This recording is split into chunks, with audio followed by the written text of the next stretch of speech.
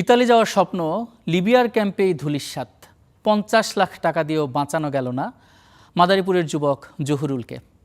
অমানবিক নির্যাতনের ভিডিও পাঠিয়ে মুক্তিপণ আদায়ের পর এখন নিথর দেহের প্রতীক্ষায় স্বজনরা। এদিকে গা ঢাকা দিয়েছে অভিযুক্ত দালাল চক্র। অভিযোগ পেলে ব্যবস্থা নেওয়ার আশ্বাস দিয়েছে পুলিশ। মধ্যযুগীয় কায়দায় শুইয়ে একের পর এক লাঠির আঘাত, নির্যাতন সইতে না পেরে প্রাণ ভিক্ষা চাইছে যুবকরা। তবু প্রাণ রক্ষা হয়নি মাদারীপুরের যুবক জহুরুলের। বাংলাদেশে কৃষিকাজ করে সংসার চালাতেন মাদারীপুরের ডাসার উপজেলার জহুরুল। পার্শ্ববর্তী ধুলুরাম এলাকার মানব পাচারকারীর সক্রিয় সদস্য জাকির মাতুব্বরের খপ্পরে পড়ে ৫ মাস আগে ইতালির উদ্দেশ্যে বাড়ি ছাড়েন তিনি। সৌদি আরব হয়ে পৌঁছান লিবিয়ায়। বন্দিশালায় আটকে রেখে চলে অমানসিক নির্যাতন। সেই ভিডিও পাঠিয়ে পরিবারের কাছ থেকে কয়েক ধাপে ৫০ লাখ টাকা হাতিয়ে নেয় দালাল চক্র।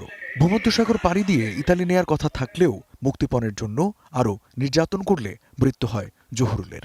আমার বাবার কিভাবে ভালো কত কষ্ট করে না দিলাম, তবে আমার বাবার মারতে লেগে দিছি।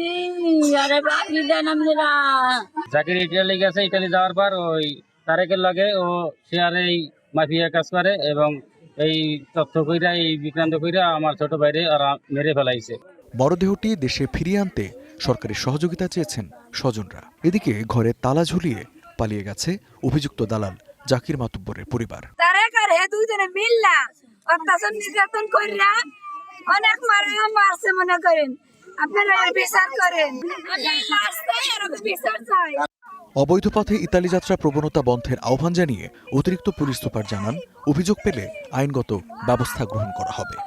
লিবিয়া হয়ে ইতালি যাওয়ার যে প্রক্রিয়াটা, সেটা সম্পূর্ণভাবে অবৈধ। ভিকটিমের পরিবার যদি পুলিশকে অভিযোগ দায়ের করে তাহলে অবশ্যই আমরা এর আইনগত ব্যবস্থা নিব। জহুরুলের সাথে নির্যাতনের শিকার একই উপজেলার মধ্য ধুলুগ্রাম এলাকার ইমামুল সৈয়দ এখনও নিখোঁজ রয়েছেন। Desk report, star news.